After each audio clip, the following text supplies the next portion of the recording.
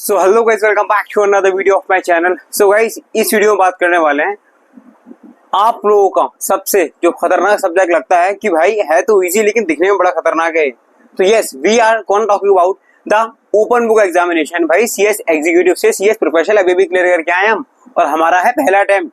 और ये open book exam तो कभी जिंदगी में दिया ही नहीं है। ये ओपन बुक एग्जाम है क्या? क्या भाई यहाँ पे नोट्स भी ले जा सकते हैं?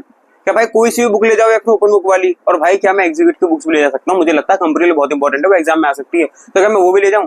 भाई ये ओपन बुक के एग्जाम क्लियर कैसे करें? क्या इसमें एग्जामिनेशन के लिए सोच रहा हूँ या फिर 40 भी नहीं आते इसमें? तो किस तरीके से एग्जामिनेशन ये वाला होता है ओपन बुक एग्जामिनेशन? क्या क्या नोट्स हमें, क्या क्या बुक्स हमें कैरी करनी चाहिए? और मोस्ट इंपॉर्टेंट भाई इसमें लिखना कैसे है? क्योंकि हम वहाँ पे ओपन बुक है, बुक खोल के पूरा टीप दे क्या? कॉपी पेस्ट करना है क्या? करना क्या है ओपन बुक एग्जाम में? तो शुरू से लेके एंड तक इस वीडियो में बने रहिएगा। बताने वाला हूँ ईच एंड एवरीथिंग, प्रिपरेशन से लेके पूरे एग्जाम में 3 घंटे कैसे आपको बैठना है, लास्ट के आधा घंटा क्या करना है ओपन बुक एग्जाम में, ईच एंड एवरीथिंग बताने वाला हूँ। और हाँ, अगर पेपर हमारा open book out of the box आ जाता है कि हमें भाई एमसीएस के मिल ही नहीं रहे जो केस लॉज हैं, या हम भाई आईबीसी पढ़ गए ओपन बुक का हमें आईबीसी वाला पोर्शन ही नहीं मिल रहा, या फिर कह सकते हैं हम जो ढूंढ रहे हैं ओपन बुक में मिल ही नहीं रहा, हम क्या करें? हम तो पूरा ओपन बुक के हिसाब से गए थे कि बुक में से आएगा, कॉपी पेस्ट कर देंगे। अब भाई मिल ही नहीं रहा बुक में वो चीज, तो अब क्या करें? क्या सॉल्यूशन है इसका? 3 घंटे ऐसे निकाल दें क्या? तो ईच एंड एवरीथिंग बताने वाला हूँ इसी वीडियो में, तो बने रहिएगा इस वीडियो में एंड तक। और सब्सक्राइब कर दो चैनल को, लाइक कर दो वीडियो को, शेयर कर दो उन दोस्तों में जो ओपन बुक एग्जाम अपना पहली बार देने जा रहे हैं और वो डर रहे हैं इस एग्जाम को लेके। ठीक है, तो भाई स्टार्ट करते हैं वीडियो हमारी इस ओपन बुक एग्जाम को लेके। देखो, आईसीएसआई ने सीएस फाइनल में, सीएस प्रोफेशनल में ओपन बुक एग्जाम इंट्रोड्यूस किया। एग्जीक्यूटिव में आपके में नहीं था, नहीं अब तक आपने कहीं ये दिया होगा। तो आईसीएसआई ने क्या करा, ये ओपन बुक एग्जाम इंट्रोड्यूस करा, ठीक है, ताकि अपनी प्रैक्टिकल नॉलेज अपने एग्जाम में लगाओ। और सिर्फ आपका ये नहीं कि थ्योरी रट्टा मार के लिख दो, ठीक है। ये एग्जाम ऐसा जहाँ पर आप याद ही नहीं कर सकते, क्योंकि ओपन बुक एग्जाम में आपको एग्जाम में ले जानी पड़ेगी बुक, ठीक है, वहां से आपको पूरा लिखना पड़ेगा पेपर, ठीक है। तो ओपन बुक एग्जाम प्रोफेशनल में आपका आता है, एग्जीक्यूटिव में नहीं आता।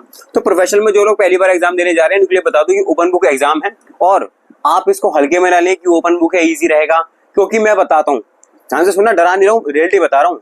कई लोगों का सीएस प्रोफेशनल सारे सब्जेक्ट क्लियर हो गए, लेकिन उनका ये ओपन बुक की वजह से एमसीएस का नाम बता रहा हूँ मैं, एमसीएस ओल्ड सिलेबस का बता रहा हूँ मैं, ये एमसीएस ऐसा सब्जेक्ट है तो निकल ही नहीं रहा भाई, क्लियर ही नहीं हो रहा। 5-5, 6-6, 7-7 अटेम्प्ट हो गए। तो भाई डरा रहे हो, कितना खतरनाक सब्जेक्ट है। मैं डरा नहीं रहा हूँ, एक सही अप्रोच आपको पता होनी चाहिए, एक सही स्ट्रेटेजी पता होनी चाहिए ओपन बुक के लिए, और आपको क्लियर कर देगा ये एग्जाम, ठीक है। मतलब आपको ना अच्छे खासे, इसमें तो मेहनत कम लगती है नो डाउट, क्योंकि आप देखो और सब्जेक्ट्स हो गए आपके, टैक्सेशन हो गया, ड्राफ्टिंग हो गया, ईएसजी हो गया, उसके मुकाबले जो आपका सब्जेक्ट है इसमें बहुत कम मेहनत लगती है, टाइम आपको कम देना पड़ता है। लेकिन मेहनत नहीं करनी है हमें, बिल्कुल भी नहीं पढ़ना है, ऐसे चले एग्जाम देने, तो ये बिल्कुल गलत बात है, ये आपको पूरा मिथ है। क्योंकि मैं जैसे कि बताया, ये ओपन बुक एग्जाम पूरा आपको मॉड्यूल लड़का सकता है 40 से नीचे आया अगर आपके, ठीक है जी, तो समझ रहे हो। तो ओपन बुक एग्जाम को अच्छे से आपको प्रिपरेशन करनी है, ऐसा हल्के में नहीं है उसको ओपन बुक है कि एग्जाम में खाली किताब लेंगे देख के लिख देंगे। ये भी बहुत बड़ी गलती करते हैं आप लोग, सोचते हैं कि एग्जाम में आएगा ओपन बुक पूरा टीप दूंगा, ऐसा नहीं होता। ध्यान से सुनना चाहिए एवरीथिंग। इस ओपन बुक एग्जाम के लिए आपको एक सही अप्रोच पता होनी चाहिए कि मैं इसी अप्रोच के साथ जाऊंगा एग्जाम देने, और जब एग्जाम हॉल में मेरे पास क्वेश्चन पेपर आएगा तो मैं रीड क्या करूं, किस तरीके से स्टार्ट करना है मुझे पेपर, और किस तरीके से अटेम्प्ट करना है मुझे पूरा पेपर, क्योंकि 3 घंटे में पूरा पेपर, सच बता रहा हूँ, more than 70% students open book exam को कंप्लीट कर ही नहीं पाते। मैं 70% फिर भी कम ले रहा हूँ, और ज्यादा ही होगा, क्योंकि जब मैंने पहली बार अपना एग्जाम दिया था ना भाई, मैं भी नहीं कंप्लीट कर पाया था। क्योंकि ओपन बुक एग्जाम ऐसा होता है कि हम हल्के में लेते हैं यार, ओपन बुक एग्जाम में कर देंगे किताब में से देख के, भाई 20-20, 30-30 नंबर का छोड़ के आते हैं बच्चे एग्जाम में। अब वो ये नहीं कि छोड़ना चाहते हैं, क्योंकि टाइम कम पड़ जाता है 3 घंटे भी, और आपको पता है जब एग्जाम लिखने आते हो और आपको पता है कि यार मुझे तो पूरा पेज लिखना है, लिखते रहो, कोई टेंशन नहीं है, ना कोई ध्यान देना है, बस लिख रहो, कॉपी करते रहो, ये थोड़ी मिस्टेक करते हैं आप लोग, ठीक है। तो आइए ध्यान से सुनना चाहिए, एवरीथिंग बताने वाला हूँ। पहला पॉइंट, आपको जैसे कि एमसीएस हो गया, फिर आप आईबीसी ले रहे हैं, फिर आपने सीएसआर लिया है, ठीक है, जो भी आपने लिया है, सीएसआर में आपके 2 पार्ट्स हो गए। मैं स्पेसिफिकली आपको चाहिए कि मुझे सीएसआर पे बना के दो, मुझे आईबीसी ओपन बुक पे बना के दो, मुझे एमसीएस पे बना के दो, तो आप कमेंट सेक्शन में कमेंट कर बता दो, मैं स्पेसिफिकली उन सब्जेक्ट के लिए ओपन बुक के लिए बता दूंगा। लेकिन अभी मैं बात कर रहा हूँ जनरली, आपको सबसे पहले उस सब्जेक्ट का ओवरव्यू देखना है कि यार इस सब्जेक्ट में कितने चैप्टर हैं। जैसे कि आपका ना एमसीएस ले लो 8 चैप्टर हैं, ठीक है, या फिर अपना सीएसआर ले लो पार्ट ए भी करके, आईबीसी में भी ऐसा ही है।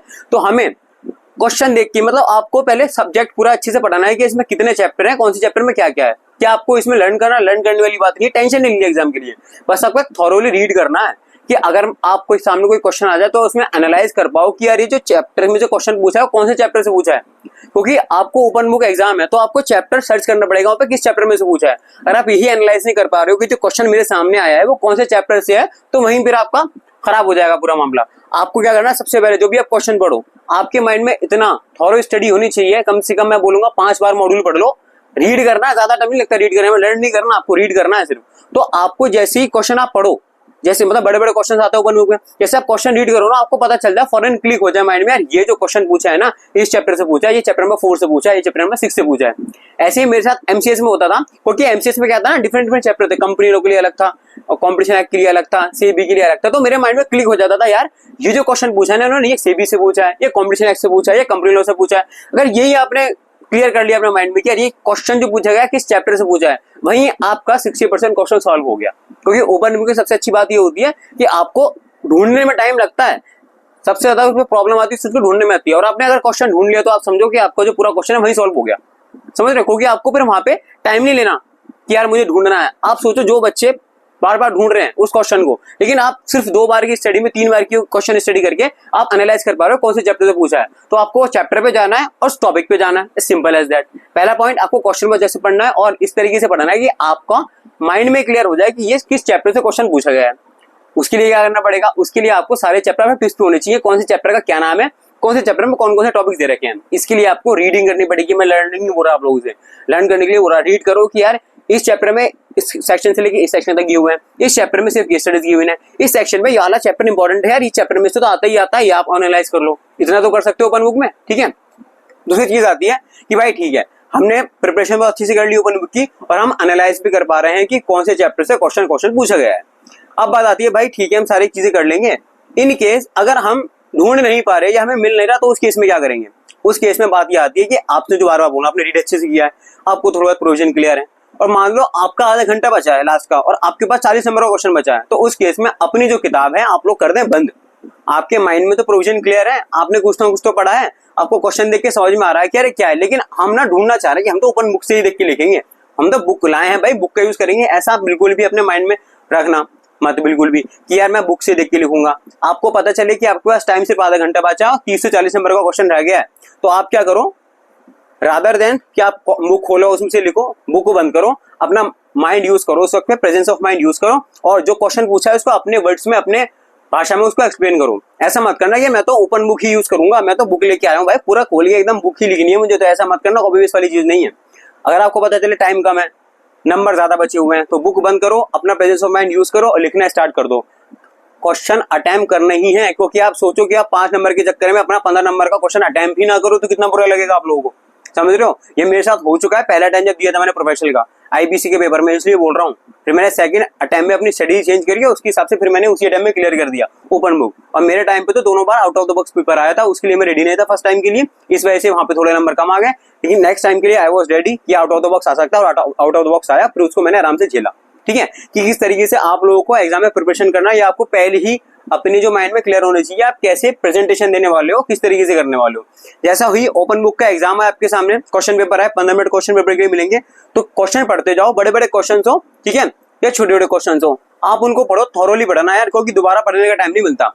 जब भी आप पढ़ो तो अपने माइंड में ये पूरा क्लियरिटी रखो कि यार मुझे ये क्वेश्चन इस चैप्टर में मिलेगा, नहीं मिल रहा है तो उसको गोला गोला सर्कल मार्क करो कि यार इसको ना बाद में देखूंगा, मुझे मिल नहीं रहा है अभी। और जो आपको मिल नहीं रहा है क्वेश्चन सर्कल मार्क करी हो, उनको आपको पता लास्ट में क्या करना है। अगर ढूंढने से मिलते हैं ठीक, नहीं मिलता हो अपने पूरे लैंग्वेज में अपने पूरे बना के लिख दो वहां पे, ठीक है जी। ये मैंने आप लोगों को बता दिया, जो आपको मिल रहे हैं चैप्टर सबसे एनालाइज करोगे कि इस चैप्टर से आ रहा है। दूसरा, इस चैप्टर से आने के बाद वहीं से आप जाओगे, लिखना स्टार्ट कर दोगे, ज्यादा सोचोगे नहीं और ज्यादा लंबा भाई आंसर मत लिख देना, 5-5, 6-6 आंसर लिख रहे हो आप भाई। 10 नंबर का भी क्वेश्चन है ना, मैक्स टू मैक्स 2 से 2.5 पेज लिखना, इससे ज्यादा मत लिखना।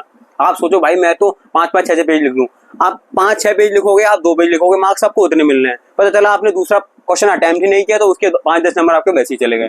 तो 5-5-10 नंबर करके आपके ज्यादा नंबर चले आएंगे, आपको पता भी नहीं चलेगा। आप सोचोगे आप 60-70 नंबर का अटेम्प्ट करके सोचोगे मैं तो तूफान पेपर कर दिया ओपन बुक का, पता चलेगा नंबर आएंगे आपके 30-40, समझ रहे हो, 40 भी नहीं आएंगे। तो इसलिए बोल रहा हूँ यहाँ पे ओपन बुक में आपको पूरा पेपर अटेम्प्ट करना है, ये माइंड में आपको क्लैरिटी लेके चलनी पड़ेगी, अभी से क्लैरिटी लेके चलनी पड़ेगी। अगले हफ्ते पेपर आपके सामने आएगा, पेपर कंप्लीट नहीं होगा, फिर आप एग्जाम से निकल के बोलोगे यार पेपर कंप्लीट नहीं हो पाया, ओपन बुक नहीं कर पाया मैं। ओपन बुक बच्चों के ना अटेम्प्ट लगवा देता बार बार, और रीजन क्या रहता है, पूरा पेपर अटेम्प्ट नहीं करते हो। पूरा पेपर क्यों अटेम्प्ट नहीं करते हो, देखो ओपन बुक एग्जाम तो पूरा टाइम करना ही करना है। मैंने आपको स्ट्रेटेजी बता दी कि ज्यादा आपको ऐसा लग रहा है मुझे मिल नहीं रहे हैं, मेरा टाइम वेस्ट हो रहा है, बुक बंद करो, अपना प्रेजेंस ऑफ माइंड यूज करो, लिखना स्टार्ट करो।